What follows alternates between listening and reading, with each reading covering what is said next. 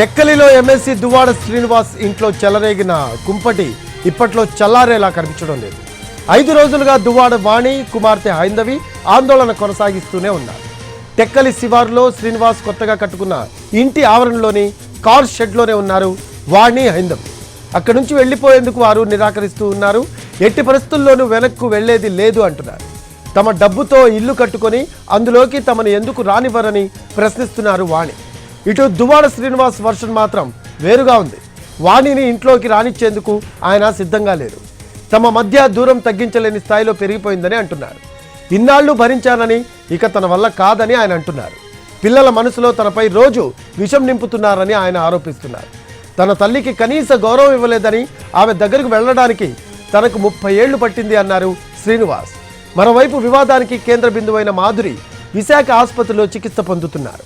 నిన్న కారు యాక్సిడెంట్లో ఆమె తలకు గాయాలయ్యాయి. బ్లడ్ క్లాట్ అయిందని చెబుతున్నారు.